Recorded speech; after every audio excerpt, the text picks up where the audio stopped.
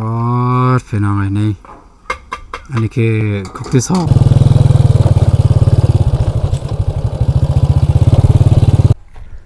ฮอดดีพี่น้องไอ้โจลูกพ่อพี่น้องเด้อเดี๋ยวสิเปลี่ยนมุมก่อนไปทางนั้นก่อนบ่เห็นเสานี่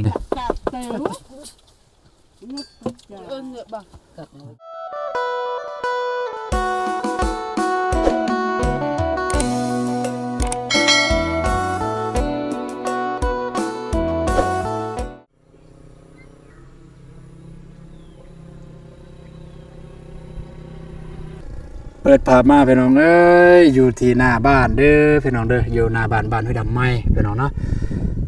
บตูนกะมาซื้อของกินอยู่นี่หานเดียวอยู่บ้านห้วยดำไม้เลยซึ่งที่เป็นหานที่บตูนมักมาใส่บริการพี่น้องหานนี่เนาะเอากาตักทายสบายดีเด้อสบายดีพ่อแม่พี่น้องหมดทุกคู่ทุกคนยินดีต้อนรับ2ตูนแนลเส้นเก่าเส้นเคยพี่น้องเนาะสำหรับคลิปนี้กับบตูนมาซื้อของกินพี่น้องสิไปให้คนงานอยู่สวนกาแฟสำหรับมื้อนี้ก็ยังสืบต่ออยู่พอดีคนงานว่าจะกินตำมีว่าซั่นตอนแรกว่าจะกินเป็นต้มเป็นยังเป็นแกงนั่นแหละแต่มันสิยากแน่ยากต่อการเคลื่อนย้ายไปพุ่นยากต่อการขับขี่รถรางนี่แหละก็เลยว่าถามอีกนอกจากแกงแล้วอยากกินหยังอยากกินตำส้มว่าซั่นตูนก็เลยได้มาสั่งซื้อตำส้มอยู่หานนี้หานเฟอร์หานกระเปียกของเพิ่นนี่ก็คือหานเดี๋ยวสิเบิ่งเป็นหานซื้อหยังเนาะหานเอวาพี่น้องเอ้ยอยู่บ้านห้วยดำไม้บ่ได้กายไปกายมาก็มาใช้บริการอยู่นี่ได้เด้อ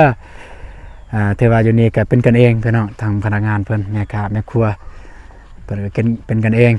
บ่ว่าแต่กับไผเนาะทีมงานเฮาก็มักมากินอยู่หานนี่แหละพอดีสิไปสวนพี่น้องเอ้ยพอดีมื้อเช้านี้บ่ตูนก็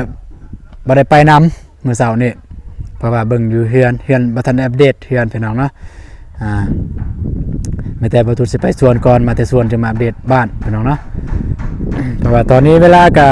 10 โมงแล้วพี่น้องเอ้ยน่าจะอยากข้าวอยากน้ำแล้วบ่ตูนคิดว่านะอยู่ทางทีมงานอยู่พุ่นละอยู่สวนบ่ตูนก็ได้ซื้ออาหารบ้านๆนั่นแหละอาหารที่ได้ขายตามห้านเฮานี่แหละห้านบ้านเฮานี่ปลาทูพี่น้องเอ้ยทอดปลาทูแล้วก็มาซื้อตำส้มน้ำเพิ่นเดี๋ยวก็จะแล้วก็เดินทางไปพุ่นพี่น้องเนาะสำหรับมื้อนี้ก็ค่อนข้างว่าหลายคนแน่ไปเฮ็ดเวียกอยู่พุ่นอันนี้นี่ห้านอันนี้เป็นห้านที่เพิ่นเซาได้พี่น้องเอ้ยห้านเพิ่นเซาบ่ตูนเคยมาเฮ็ดห้านอันนี้เพราะว่าเป็นห้านอาจารย์สอนเป็นอาจารย์สอนของบตูนเคยเรียนนำเพิ่นแต่สมัยเรียนตะกี้เรียนมปลายเพิ่นก็ใส่เฮามากอบอสิมาเทบอเทพื้นในอย่างต่างๆนั่นแหละมาซอยเพิ่นมาซอยตลอดพี่น้องอาจารย์สอน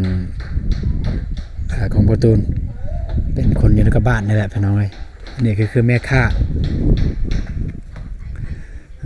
อยู่ห้านนี่จะมีขายหลายอย่างเด้อพี่น้องเด้อมีหอดขนมข้าวต้มมีขนมไว้แกมเบียร์พี่น้องมีของแกมต้องมีเบียร์เด้เบียร์ก็มีนี่บ่ว่าแต่เบียร์บ่ว่าแต่น้ำเย็นน้ำอีหยังต่างๆมีหมดทางเพิ่นนี่แต่ว่าโต๊ะสะอาดสะอ้านกระซำอยู่ในเมืองนี่สะอาดสะอ้างนี่แหละแม่ค้าเฮาสบายดีเด้อประมาณนี้เด้อพี่น้องเด้อผู้ใดที่ใกล้ไปใกล้มาทางบ้านห้วยดำไม้ก็รู้สึกอยากกินข้าวกินน้ำก็แวะมานี่ได้พี่น้องนี่ก็อยู่หน้าทางเลยโอเคพี่น้องเราถ่าทางเพิ่นเฮ็ดแล้วก่อนแล้วก็จึงเรียกว่าแล้วบ่จักแล้วบ่เพิ่นน่ะปฏิบัติตูนสร้างซองโคกพี่น้องยังอีกโคกนึงโอเคพี่น้องรอถ่าอีกโคกนึงก็คือบางการแข่งขันนะมันแข่งกัน500 คนเพราะฉะนั้นน่ะพี่น้องไอ้นี่อันนี้คือโคกที่2เด้อพี่น้องเด้อ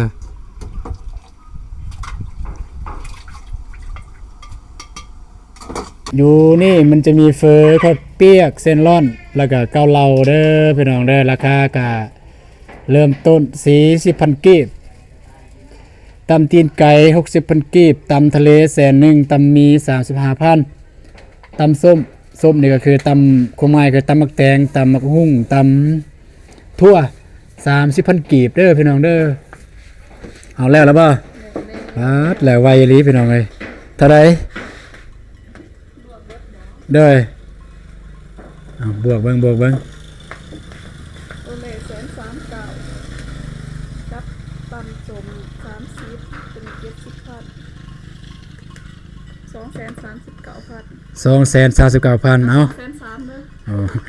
เอาพี่น้องอย่าตกใจเด้อว่าคิดว่าแต่อันนี้แพงบ่แม่นเด้อก็คือบ่ตูนเคยเอาเครื่องน้ำเพิ่นแต่บ่ทันได้จ่ายเมียมาซื้อก็บ่ได้จ่ายก็เลยสะสมพี่น้องบัดนี้มาจ่ายบาทเดียวเลยไปพี่น้องเดินทางเด้อพี่น้องไปเดินทางไปสวนแล้วก็สิไปเบิ่งเลยว่าตอนเช้ามื้อนี้ทางทีมงานเขาเจ้าได้เสียฮอตไซด์พี่น้องเนาะไป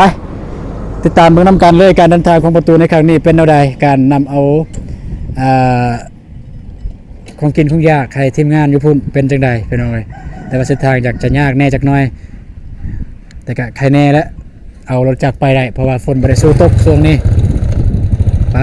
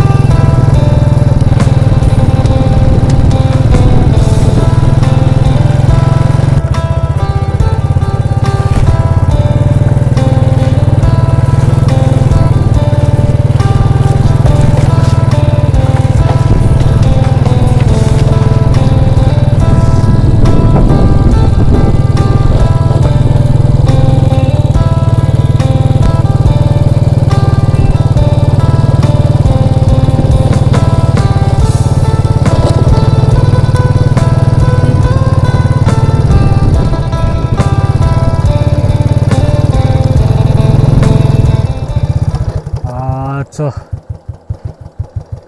เกิดมาทางนี้พี่น้องเอ้ยปูนี่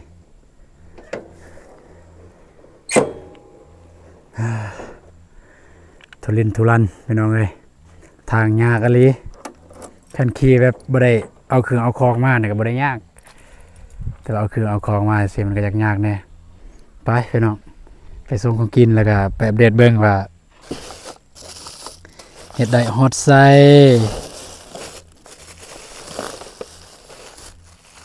ตอนนี้ก็เวลาน่าจะ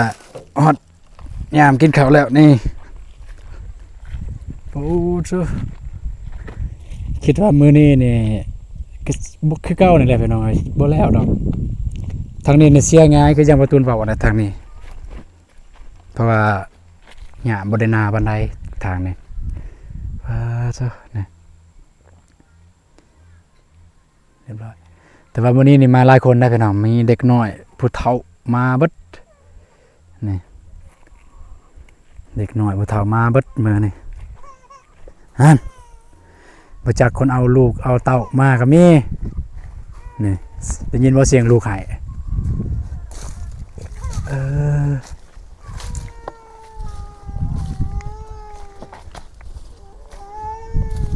มาจูมีเสียงลูกไห้ได้เลย พี่น้องย่างไปเบิงทีมงานเฮ็ดฮอดทรายปูจูสิไปนับเบิงจักคนฮอดดีพี่น้องเลยนำทับโดยแม่บ่าวตูนนี่แหละแม่บ่าวตูนอยู่เบิงนี่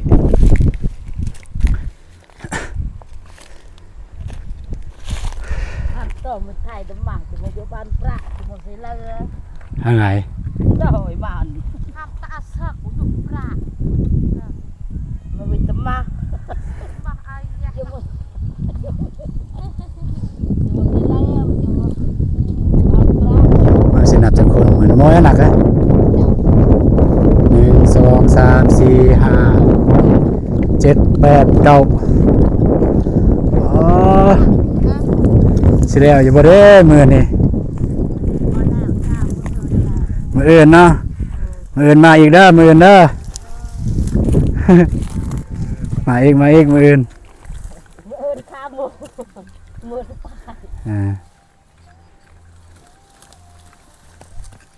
อยู่บนใดมีกกตายก็บอกเด้อ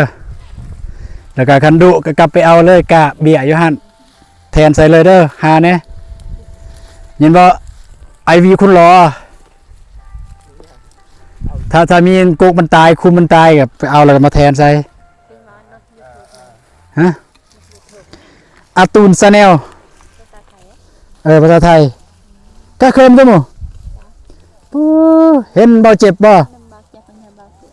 เห็นแต่เบาเจ็บกับเบาเตียงตายแล้วบ่เห็นเบาตูนกะเบาตูนบ่แม่นคนดัง คนรู้จักซื่อๆผู้ติดตามหลักร้อย 100 คนอย่าลืมเข้าไปเบิ่งนะเด้อเจ้าของอยู่ในคลิปเด้อผู้สาวนี่อยู่คนเดียวอยู่บนนี้เบิ่งแล้วเหงื่อก่อนเด้อเลยฮะอันไหนไอ้ก่อนอันนี้ปล่อยเด้อโอ้แต่ว่าการฝากเลยมื้ออื่นนี่คือสิบ่เต็มมื้อดอกมื้ออื่นเนาะโอ้หลายคนอยู่เด้พี่น้องเอ้ยอยู่พุ่นก็10 คนละเมื่อวานนี่10 คนแต่ว่ามื้อนี้นี่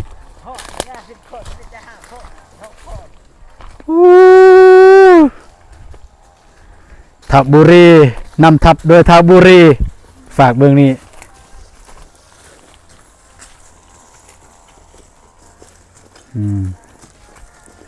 ไปนี่ไงเนี่ยนางหน้าเงี้ยมันเป็นไงบ้านเราเงี้ยใน20,000เนอะ ก็ไปยำเราจะเซ็งเห็ดจนเมื่อยเนี่ยมัน20,000บ่ได้นั่นนี่ได้เบิ่งพี่น้องเอ้ยเฮ็ดหญ้าแบบสำนิสำนานเนี่ยความสำนิสำนานนี่แหละแบบเบิ่งหนึงทับซับเบิ่งหนึงจับหญ้าเลยปัดโดยจัดเนาะพอซะพี่น้อง คือดุมปงอามา บ่แม่น บ่แม่นนี่สั่ง คือจิรอกินตัวนี้มันดอกตับให้ปล่อยมันดอกตับเคยมีแนวกินหากมัน เลือกไหลแหวะเบียร์ใจแก เน็ก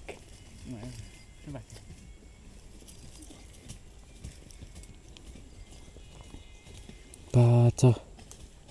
แล้วว่าเขาใส่ปุ๋ยลายโพดบ่ 3 แต่ว่ากกอื่นก็บ่ได้เป็นหยังเด้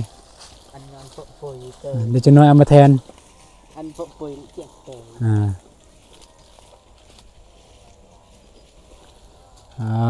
นี่บ่อยากถ่ายปานใดอายุบ่ฮอดอันนี้อายุบ่ฮอดแต่เฮ็ดเวียกบ่อยากถ่ายปานใด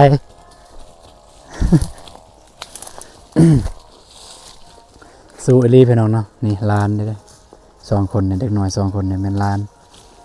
สู้เลยพักผ่อนบ่โมยมงยาม คือตื่นขึ้นมา11 โมงไปจะจ่า11 โมงนะฮอดโมงฮอดยามแล้วพักผ่อนกันเมื่อยปอดมากล้วยมันเป็นหนูว่าไปกินกล้วยนี่ก็ได้ทางนี้ย่างเด้อทางนี้เด้อ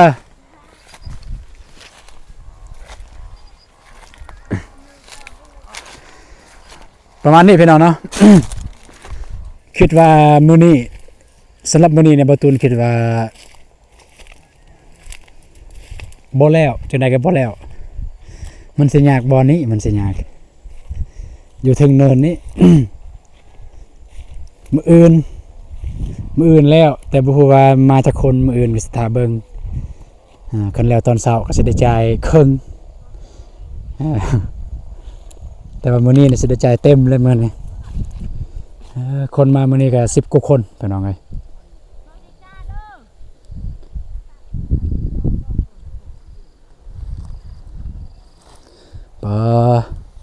อยากให้ฝนตกเด้มื้อนี้สิอยากให้ตกแบบซ้ำหดกาแฟหน่อยนึงพี่น้องบ่ต้องตกหลายก็ได้โจอย่าจ้าพักผ่อน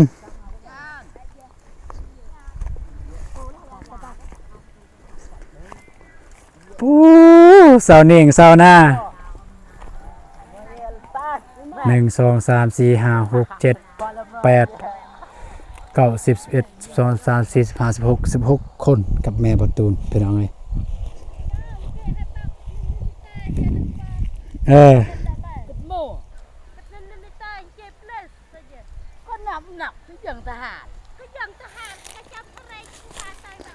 สริชไม่ใช่ไงเป็นสริช ไปพักผ่อนป้าทุกพี่น้องเอ้ยพอดีฝนสิมาเลยอยากให้ตกแล้วจักหน่อยนึงบ่ให้กกาแฟมันสิตายนี่กำลังงามเลยพี่น้องเอ้ยนี่สิ่งใดก็ตามแต่พี่น้องสำหรับปีนี้บ่ตูนก็คิดว่าสิลองปลูกแบบนี้เอาแต่ว่าถ้ามันบ่ไปบ่มาสิว่ายังไงมันบ่เกิดนะมันบ่งามบ่ตูนก็อยากไถพี่น้องอยากไถอยากให้ดินมันเบาบางอันนี้ดินอยู่ลุ่มมันแข็งแล้วก็หากมันสิขยายโตมันยากเพราะว่ามันแข็งแต่ว่าถ้าไถแล้วก็ดินมันเบาบัดนี้บัดหลังจากเบาแล้วก็ปลูกนี่งามแล้วก็ซองมาก็ให้หินมันออกแต่ลุ่มหั่นให้หินโจพักผ่อนฮอดโมงฮอดยามแล้วพักผ่อนตอมเจ็ดจะไปเลยกระมวงเลยไปเอียนมาไปใส่เลยเด้อมันตอมมือตอมเจ็ดบาร์ตอมมามือหุ่น7แต่เยอะเลยเบียกกันนะ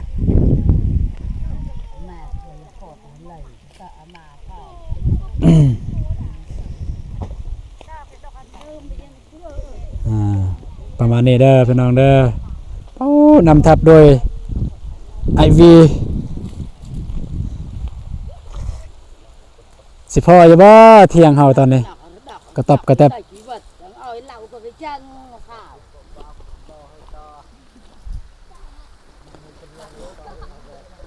นี่ก็จะว่ายาเข่าแห้งเลยจัดตามผมขอแล้วเด้อตำมี2 ครกเด้อครกหนึ่งหัดครกหนึ่งจ้างแต่ว่าเนียงหน้าเนี่ยบ่ให้กินข้าวก็ได้เนียงหน้าเนี่ยกูจอมแดงดอกดักรถซึ่งให้ไอ้หนึ่งเจอไหมพอดีไอ้เบิกเต้นลอยไปร่าว่าไตแว่ชะฮอก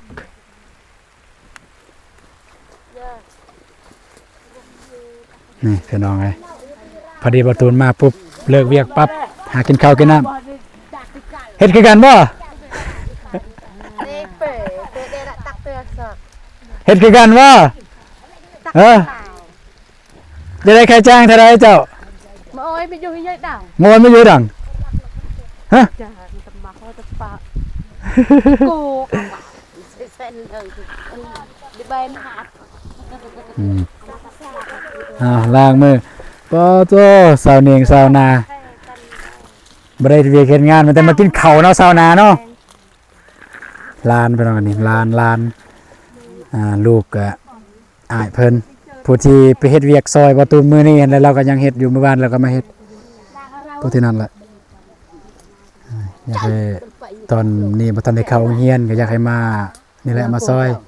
อันนี้ก็แม่นเลยนี่ก็ลานในการลูกไอ้จอบนี่ลูกไอ้จอบโอ้นี่ บรรยากาศประมาณนี้ ติดดอกนี่ นี่ตะโดมันแต่เสือดำบดเดี๋ยวนี้บ่มีเสือขาวมีเสือแดงเนาะโอ้จ้ะอันแม่เนี่ยหันกะประยำประกางไอ้แปลก็ บอกว่าไม่แต่ง ประเด็นเปลยเพื่อประโทก็แต่จริงก็เต็งไงตากระเราก็ไปทัน เตือนในก็ไปทันในตา เข้ามาจักหน้อยกาแฟสุกก็มาเก็บอีกเด้อคือสิ100 ล้านอยู่กาแฟนี่เด้ ก็สิ100 ล้านอยู่กาแฟนี่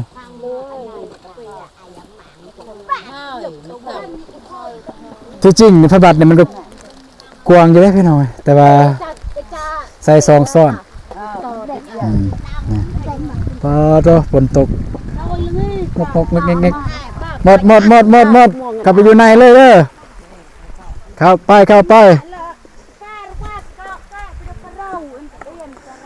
ปลายุ่งยากอีหลีพี่น้องเอ้ยอีต้นป้าน้องๆหลานๆมาเฮ็ดเวียกกับฝนตก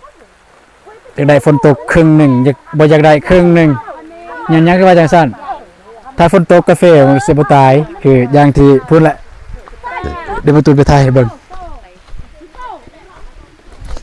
เบี้ยกาแฟนี่แหละก็ประตูนอยากให้มันตกบ่อยากให้มันตายตัวนี้แต่ว่าคันฝนตกอ่ะยานยานี่อีกสิบ่ตายพี่น้องเอ้ย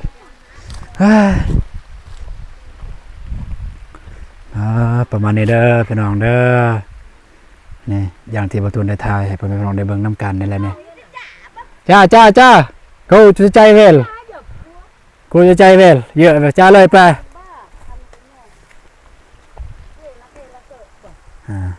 ป่าเพิ่นเอิ้นไปกินข้าวนี่ไฟอยู่นี่อ้าวจ้า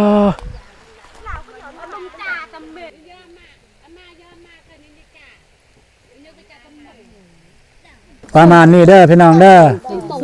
เอ้ยมีความยุ่งยากนี่ ในหมอดไอ้งันเด็กเหอะฝ่ายต่อก็จำ แบบภาษาบ้านเฮานี่ว่าระยุกระยึก ยังดอกผิวด้วย ระยุกกันนะในหมอดไอ้ป้าปังเลยเว้ยจังกันเลยหมอดกันเด็บจ้ากินเด้อ ก็จำ บ่ต้องเกรงอกเกรงใจ คนก็ได้กล่าวให้หยั่ง คนอื่นเนี่ยอยากกินแกงแบบแซ่บๆแบบเติมพลัง จำใหม่ ซุมนี้อยากกินแบบแนวเผ็ดๆแนวจังแนวเผ็ดๆเข้ม ให้ดอกอย่างต่อไว้ไม่ค่ะ ๆประมาณนี้เนาะพี่น้อง แหว เนาะ มาเจ๊ เซิร์นแซ่บเด้อกินให้อิ่มเด้อจ้า จ๋าแล้วบ่าจ๋าแล้วร้องจ๋าแล้วออก กินจ้าบ่ต้องอายเด้อกินดีนั่นแหละคุมคิดแบบจ้าเยอะกูต้องแม่จ้าต้องแม่กูอยู่ วันนั้นเป็นเวลาเกลก็ไปกันเจ๊ก็แบบว่าคือดอกตำมือ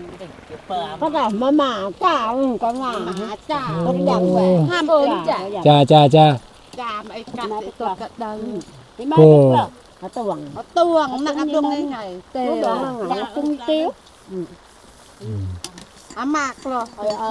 ว่าจะไอ้เป็นเจ๊บ่าจ้าจะมีหนูเป็นอย่างมากกูจะได้กล่าวทุกอย่าง เอาประมาณนี้เด้อพี่น้องเด้อทางทีมงานกินข้าวเดี๋ยวตอนนี้จะลองนับเบิ่งจักคนแท้1 2 3 4 5 6 7 8 9 10 11 12 13 14 สหักมันก็เป็นใหญ่บ้างแล้ว 15 16 คนผู้ใหญ่ก็ประมาณอยู่มอง14ผู้น้อย4คนผู้น้อยผู้น้อยใน10,000เด้อผู้น้อยเด้อเนี่ยยินาไปบัลเนอร์ยัย10,000ชื่อเกะ บัดไปเขาแหลก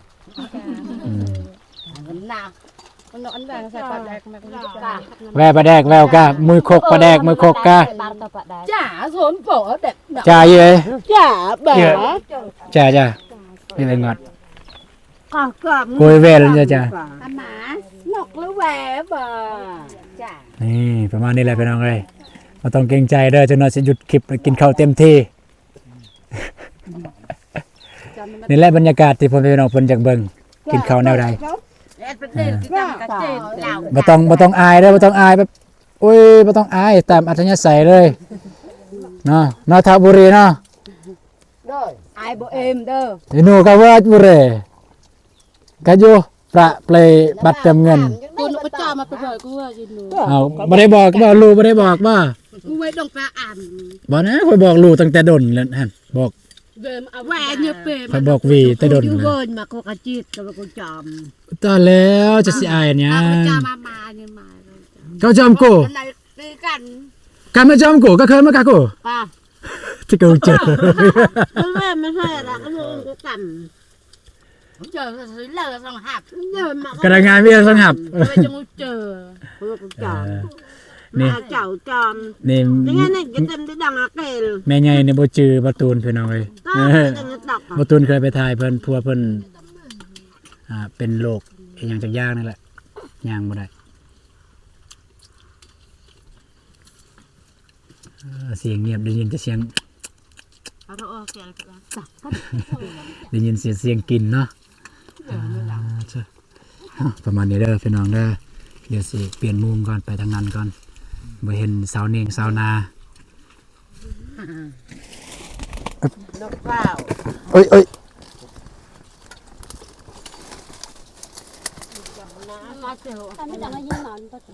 เที่ยงเท่าซุปกับเท่าโบเล่เฮ็ดอันนี้เที่ยงอันนี้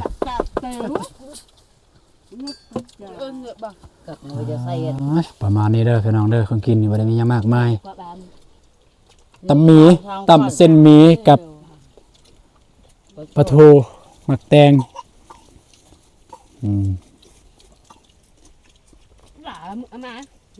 ปลาโซทางนี้นี่ตายหลายขุมอยู่ได้พี่น้องนี่ก็ตายอีกเป็นน้ำยังน้อตายนี่เนาะหาสาเหตุบ่ได้พี่น้องเอ้ยมันก็คือเก่าคือกันปลูกมือเดียวกันคุมนี่กับคุมนั้นแต่ว่าคุมนั้นบ่ตายนี่คุมนี่ก็ตายนี่โอ้หลายคุมอยู่ตายแล้วจะนอนจังแทนไปหน่อยนี่เห็นบ่นี่คุมนี่บ่ได้ทานี่คุมนี่ก็บ่ตายงามขึ้นนี่อันนี้ก็งามเป็นอย่างน้อมันถึงตายเนาะนี่คุมนี่งามเด้อพี่น้องเด้อคุมนี่งามถ้าบ่มีหยังมากระทบมากินมาหยังมีหวังนี่ทางนี้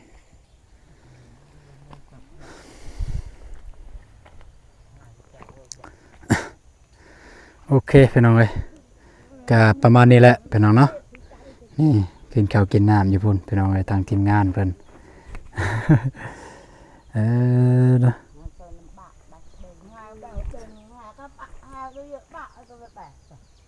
บรรยากาศแบบนี้นี่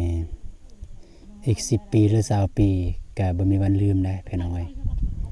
บรรยากาศแบบว่าคนเฮ็ดเวียกหลายแล้วก็กินข้าวกินน้ำกินน้ำกันกินพาเดียวจังซี่เฮ็ดเวียกไปพร้อมกันเลิกพร้อมกันจังซี่บ่ตูนเคยได้มีประสบการณ์แบบนี้เนี่ยพูนตั้งแต่สมัยยังอยู่บ้านเก่าเฮ็ดนาสิก็เฮ็ดหลายๆคนพี่น้องเนาะหลังจากนั้นก็ออกไปหำเฮียนก็ห่างหายจากการเฮ็ดเวียกแบบนี้ ก็เฮ็ดแน่แต่ก็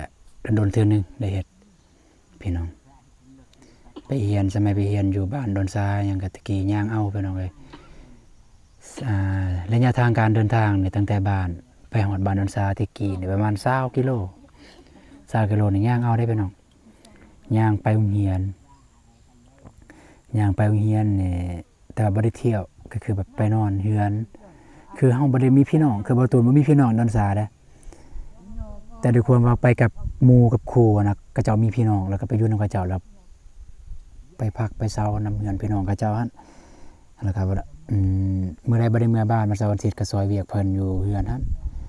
เพิ่นใส่หยังก็เฮ็ดไปพี่น้องเนาะตะกี้ก็เรีย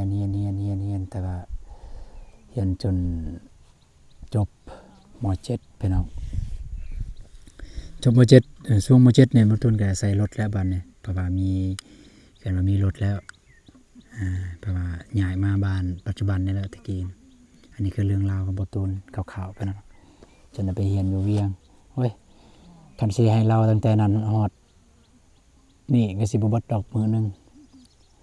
ประมาณนี้เด้อพี่น้องเด้อนี่จังซี่อันนี้นี่คันบ่มีมากเดี๋ยวสิได้ตัดออกแล้วนี่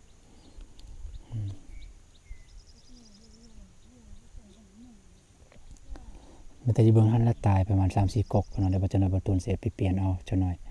ก่อนเมื่อบ้านพี่น้องเอ้ยอันนี้ยังสิได้เมื่อบ้านเด้อพี่น้องเด้อเพราะว่าสิได้เมื่ออัปเดตให้พี่น้องได้เบิ่งอยู่บ้านเกี่ยวกับเฮือนหั่นแล้วก็ทีมงานว่าสิมายามพี่น้องเอ้ยแต่ตอนแรกบ่ตูนก็สิมาอีกตอนแรกสิมาอัปเดตให้พี่น้องได้เบิ่งว่าทีมงานได้เฮ็ดฮอดไซด์พี่น้องคือจังตัวนี้แหละพี่น้องเนาะสำหรับตอนเช้ามื้อนี้พอดีบ่ตูนมาฮอดปุ๊บเลิกเวียกปั๊บเลยพอดีโมงพอดีงามเลย นี่คาดว่าเนี่ยตอนแรกจะน้อยน่าจะฮอดเขตกลางนี้เพราะว่าเสียหญ้าหลายคนเขตกลางๆจักน้อยที่แล้วเนี่ยมันมื้ออื่นแล้ว3 มื้อใช้เวลา3 มื้อเนาะพี่น้องเนาะ ก็อย่างที่ประตูนได้เว้าแหละพี่น้องเลยบ่แม่นว่าเฮามีเงินบ่แม่นว่าเฮามีเงินบ่แม่น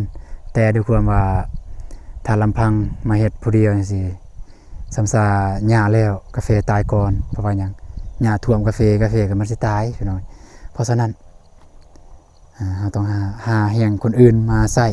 ก็คือจ้างเขาจ้างพ่อแม่พี่น้องนั่นแหละคือจังซี่พี่น้องเบิดเลยอยู่นี่เพิ่นก็ตั้งมาซอยได้พี่น้องก็คือ 2-3 คนนี่ก็ตั้งมาซอยแบบว่าบ่ให้เงินนะว่าคือเมื่อวานน่ะบ่ตูนเอาเงินให้เจ้าก็บ่เอาแต่ว่าด้วยความตั้งใจของเฮาคือนี่คือน้ำใจของเฮาพี่น้องน้ำใจของเฮาสิให้ซำนี้นะเฮาให้ได้ซำนี้เฮาบ่มีเงินคือกันกันเทียบกับบ่อนอื่นเขาจ้างหลายกว่านี้นี่แหละประมาณนี้พี่น้องเนาะ